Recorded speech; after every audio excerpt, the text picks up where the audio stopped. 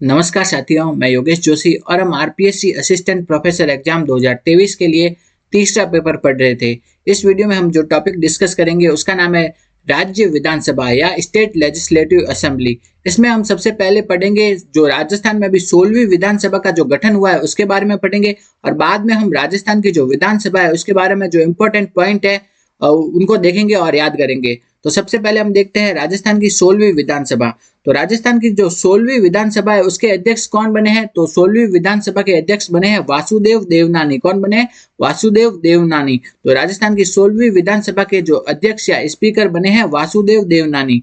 अगला प्रश्न हम देखते हैं 16वीं विधानसभा के प्रो टेम स्पीकर किन्हें बनाया गया था? तो 16वीं विधानसभा के प्रो टेम स्पीकर बनाया गया था कालीचरण सराफ। किनको? कालीचरण सराफ को 16वीं विधानसभा के प्रो टेम स्पीकर बनाया गया है। तो प्रो टेम स्पीकर होता क्या है? तो ये क्या होता है? टेम्परेरी स्पीकर होता है। जब तक स्पीकर अपना जो स्थायी स्पीकर है वो अपना कार्यभार नहीं संभाल लेता तब तक उनकी जगह कौन काम करता है? Pro tem speaker. तो ये क्या होते हैं? टेम्परेरी स्पीकर होते हैं प्रो टेम स्पीकर। तो आपके जो कॉलेज लेक्चरर का एग्जाम 2020 में ये पूछा गया था, उस टाइम 15वीं विधानसभा थी। तो 15वीं विधानसभा के प्रो टेम स्पीकर कौन थे ये पूछा गया था। तो अभी ये 16वीं विधानसभा बन गई है, तो इसके प्रो टेम स्पीकर कौन है? वह है कालीचरण सराफ। आगे हम देखते हैं राजस्थान के जो मुख्यमंत्री कौन बने हैं, वह बने हैं भजन लाल शर्मा। और राजस्थान के उप मुख्यमंत्री तो डिप्टी सीएम दो लोगों को बनाया गया है। पहली तो है दिव्या कुमारी और दूसरी है प्रेमचंद बैरवा। तो सीएम तो कौन बने हैं? भजन लाल शर्मा। और डिप्टी सीएम बने हैं दो लोग, एक तो है दिव्या कुमारी और दूसरे है प्रेमचंद बैरवा। आगे हम देखते हैं राजस्थान में जो 16वीं विधानसभा है, 16वीं विधानसभा के लिए चुनाव कब हुआ था? वो हुआ था 25 नवंबर 2023 को। तो 25 नवंबर 2023 को 16वीं विधानसभा के लिए चुनाव हुआ था। और राजस्थान में विधानसभा की कुल सीटें भी कितनी है? वो है 200 सीटें हैं। राजस्थान में विधानसभा की सीटें कितनी है? वो है 200 सीटें है। लेकिन जो विधानसभा का चुनाव हुआ था वो केवल 199 सीटों के लिए हुआ था। तो सीटें तो कितनी है? 200 सीटें है, लेकिन जो चुनाव हुआ था वो कितनी सीटों के लिए हुआ था? 199 सीटों के लिए। तो एक सीट बच गई थी। एक सीट में क्या हुआ? चुनाव स्थगित हो गया था। तो 200 सीटें हैं कुल राजस्थान में विधानसभा की, उसमें से चुनाव हुआ था 199 सीटों पर। तो एक सीट में क्या हो गया? चुनाव स्थगित हो गया। क्यों हो गया? क्योंकि गंगानगर जिले के जो श्रीकरणपुर निर्वाचन क्षेत्र है उसके जो कांग्रेस प्रत्याशी गुरमीत सिंह कुन्नर का निधन हो गया था। तो एक सीट का जो चुनाव स्थगित किसके कारण हुआ था? क्योंकि गंगानगर जिले के जो श्रीकरणपुर निर्वाचन क्षेत्र है उसके जो कांग्रेस प्रत्याशी थे, कौन थे? गुरमीत सिंह कुन्नर। उनका क्या हो गया था? 15 नवंबर को निधन हो गया था, जिसके कारण एक सीट का चुनाव क्या हो गया? स्थगित। और बाकी 199 सीटों का चुनाव कब हुआ? 25 नवंबर 2023 को।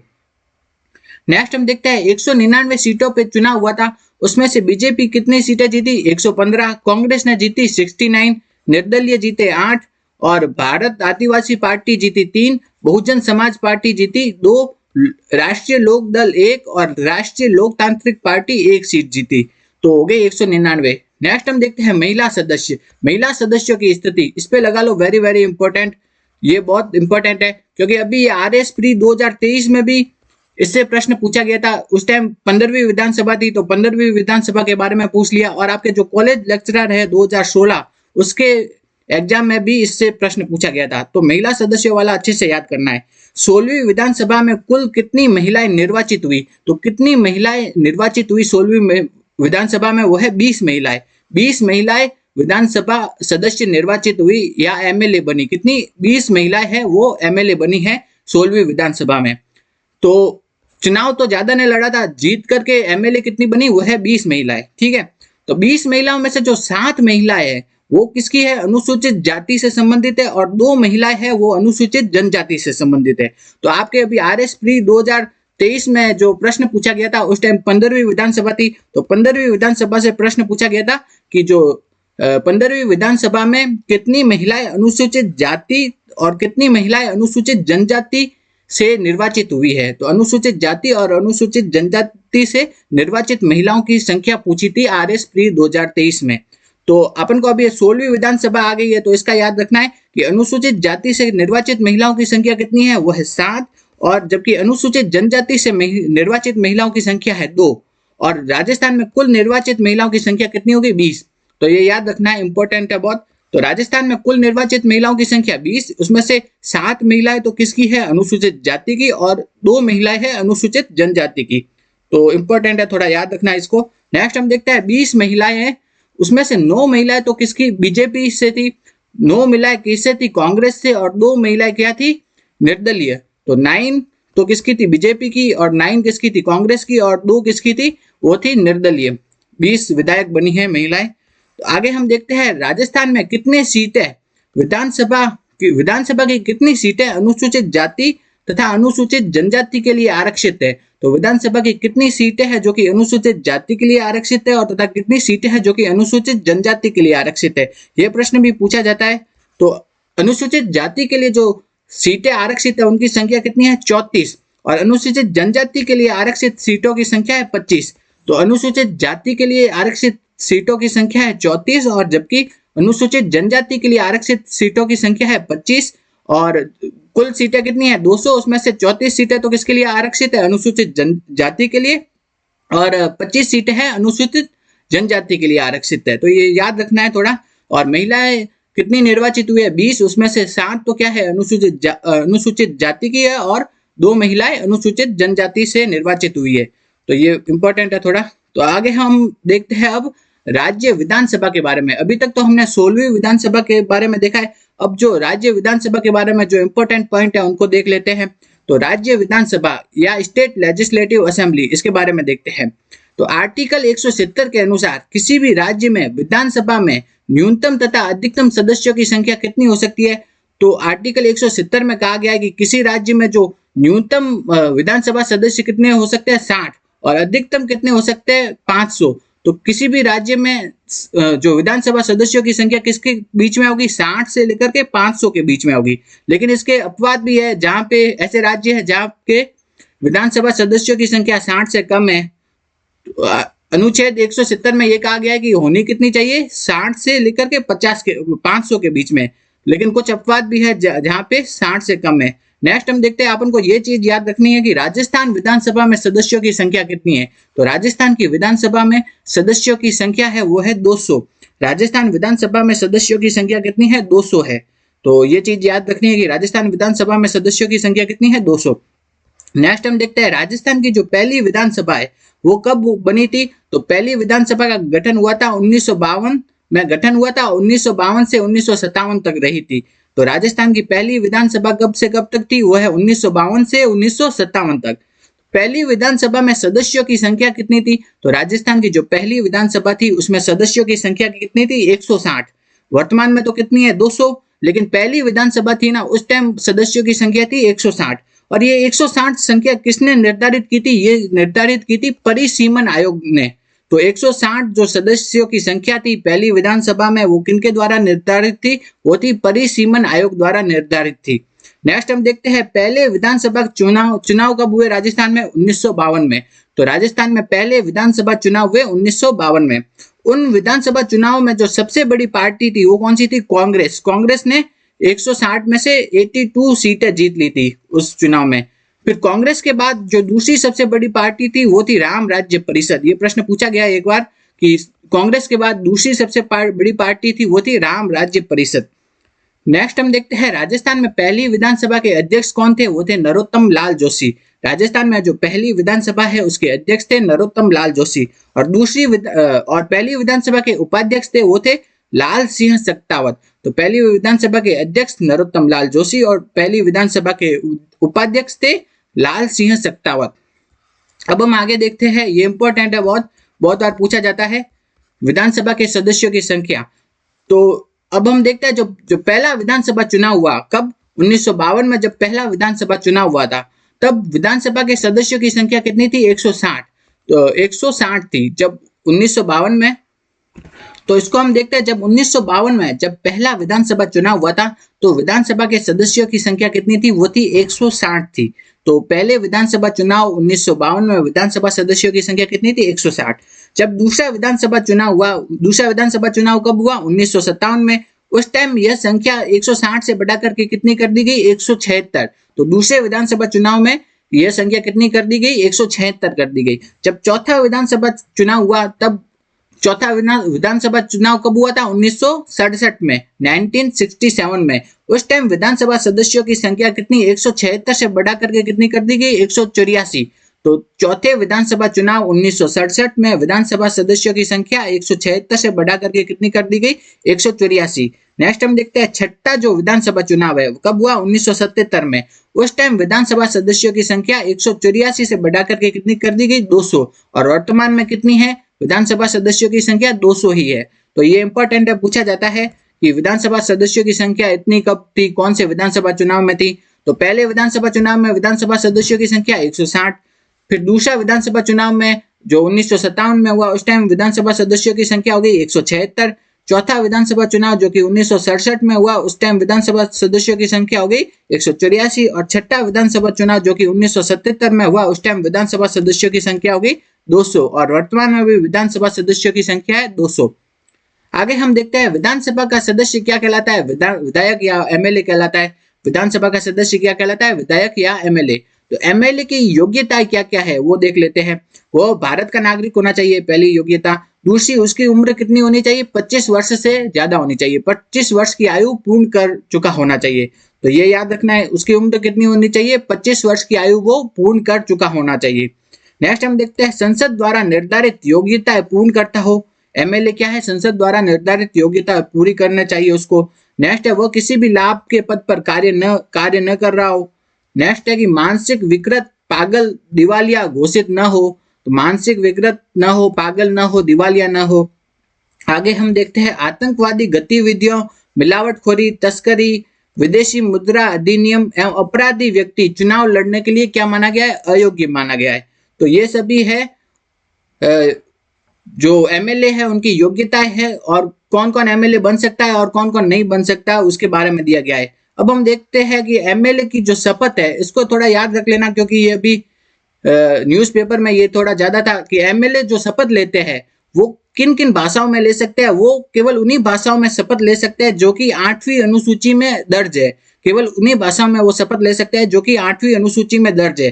जो राजस्थानी भाषा है वो 8वीं अनुसूची में दर्ज नहीं है, इसलिए राजस्थानी भाषा में शपथ को मान्य नहीं माना जाता। अभी आपने अगर न्यूज़पेपर में देखा हो, क्लिप वगैरह देखी हो, तो कुछ एमएलए ने राजस्थानी भाषा में पहले शपथ ली थी, बाद में उनसे वापस शपथ लेने के लिए कहा गया था, जो उन भाषा में जो कि 8वीं अनुसूची में दर्ज है उसमें।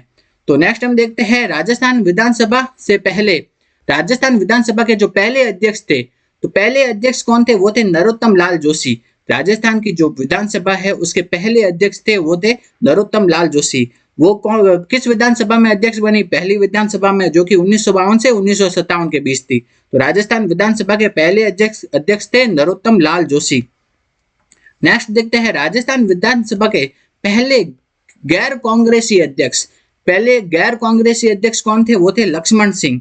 वो छठी विधानसभा में अध्यक्ष बने थे और 1977 से 1980 के बीच में रहे। नेक्स्ट देखते हैं राजस्थान विधानसभा की पहली महिला अध्यक्ष।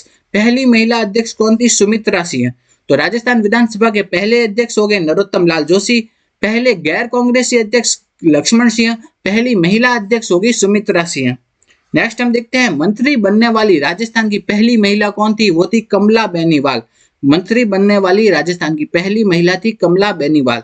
नेक्स्ट है कि एमएलए या विधायक बनने वाली राजस्थान की पहली महिला थी, वो थी यशोदा देवी। ये सब प्रश्न पूछे जा चुके हैं कि मंत्री बनने वाली राजस्थान की पहली महिला थी कमला बेनीवाल, और एमएलए बनने वाली जो राजस्थान की पहली महिला थी वो थी यशोदा देवी। नेक्स्ट हम देखते हैं 1952 से लेकर अपनी मृत्यु तक कौन से जो विधानसभा के सदस्य थे जो कि लगातार सदस्य रहे। तो 1952 से लेकर के अपनी मृत्यु तक लगातार वो विधानसभा के सदस्य रहे। वो कौन थे? हरिदेव जोशी। कौन थे? हरिदेव जोशी 1952 से लेकर के अपनी मृत्यु तक विधानसभा के सदस्य रहे थे लगातार। नेक्स्ट है कौन से मुख्यमंत्री को डिग गोलीकांड के कारण इस्तीफा देना पड़ा? वो है शिवचरण माथुर। अगला प्रश्न देखते हैं 16वीं विधानसभा में राजस्थान के प्रो टेम स्पीकर किन्हें बनाया गया है? तो प्रो टेम स्पीकर थे कालीचरण सराफ। तो प्रो टेम स्पीकर किन्हें बनाया गया है? कालीचरण सराफ को। अगर आपसे पूछ लिया जाए कि स्थायी स्पीकर या स्पीकर कौन है, वो है वासुदेव देवनानी। और प्रो टेम स्पीकर कौन थे? वो थे कालीचरण सराफ। नेक्स्ट हम देखते हैं pro tem speaker. Pro tem के वर्ड में क्या आ रहा है? टेम। टेम मतलब टेम्पररी। तो वो क्या होता है, टेम्परेरी स्पीकर होते हैं। इनकी नियुक्ति कौन करता है, राज्यपाल करता है। प्रोटेम स्पीकर की नियुक्ति करता है राज्यपाल, और जब तक विधानसभा का अध्यक्ष वो अपना जिम्मेदारी संभाल नहीं लेता तब तक उस पद पर ये कौन काम करते हैं, प्रोटेम स्पीकर। तो प्रोटेम स्पीकर क्या होता है, टेम्परेरी स्पीकर होते हैं। नेक्स्ट हम देखते हैं राज्य के विधानसभा चुनाव की अधिसूचना कौन जारी करता है। तो राज्य के विधानसभा चुनाव की अधिसूचना जारी करता है वो करता है राज्यपाल। अगला प्रश्न है, राष्ट्रपति चुनाव के लिए विधानसभा की प्रत्येक जो विधायक है उसका मूल्य मत कितना रहता है। तो राष्ट्रपति के चुनाव के लिए जो विधानसभा है उसके प्रत्येक जो एमएलए है, तो प्रत्येक एमएलए का मूल्य मत कितना है। राजस्थान के प्रत्येक एमएलए का मूल्य मत है 129। ये वाला प्रश्न भी आरएस प्री 2023 में पूछा गया है कि राष्ट्रपति चुनाव के लिए राजस्थान का जो प्रत्येक एमएलए है उसका मत मूल्य कितना है। उसका मत मूल्य है वो है 129। नेक्स्ट है, विधानसभा अध्यक्ष या स्पीकर अपना इस्तीफा किसको देता है, वो देता है उपाध्यक्ष को, और उपाध्यक्ष किसे देता है, अध्यक्ष को। तो राजस्थान का जो अध्यक्ष है अपना इस्तीफा किसे देता है, उपाध्यक्ष को। नेक्स्ट है, अब विधानसभा की कुछ समितियों के बारे में देख लेते हैं। इसका भी प्रश्न पूछा गया है तो इसके बारे में देखते हैं। विधानसभा में स्थायी समितियों की संख्या कितनी है, वो है 22। तो ये इंपॉर्टेंट है, विधानसभा में राजस्थान की विधानसभा में स्थायी समितियों की संख्या है 22, और जिसमें से 4 तो क्या है, वित्त संबंधी समितियां है। कुल तो संख्या कितनी है, 22, उसमें से 4 क्या है, वित्त संबंधी समितियां है। 4 तो क्या है, वित्त संबंधी है, और 18 क्या है, अन्य समितियां है। तो राजस्थान की विधानसभा में कुल स्थायी समितियों की संख्या कितनी है, वो है 22, जिसमें से 4 समितियां तो क्या है, वित्त से संबंधित है, और 18 क्या है, अन्य समितियां है। आपके कॉलेज लेक्चरर एग्जाम में एक बार ये प्रश्न पूछा गया था, तब सही गलत वाला प्रश्न पूछा गया था। उस टाइम ऐसे दिया गया था कि जो 4 वित्त समितियों सहित स्थायी समितियों की संख्या कितनी है, 18। ऐसे बोल दिया कि 18 स्थायी समितियां हैं जिसमें से 4 वित्त संबंधी है। नहीं, तो ये क्या होगा, गलत था कथन। तो सही कथन क्या है, कुल तो कितनी है, 22 समितियां है, जिसमें से 4 क्या है, स्थायी है, और 18 क्या, 4 तो क्या है, वित्त संबंधी है, और 18 क्या है, अन्य स्थायी समितियां है। तो स्थायी समितियों की संख्या है 22, जिसमें से 4 क्या है, वित्त संबंधी है। नेक्स्ट हम देखते हैं, राजस्थान विधानसभा में वित्त संबंधी समितियां कौन कौन सी है। तो वित्त संबंधी समितियां है कितनी, 4। कौन कौन सी है उनके नाम देख लेते हैं। लोक लेखा समिति, दूसरी है सार्वजनिक उपक्रम समिति, तीसरी है प्राक्कलन समिति क, और चौथी है प्राक्कलन समिति ख।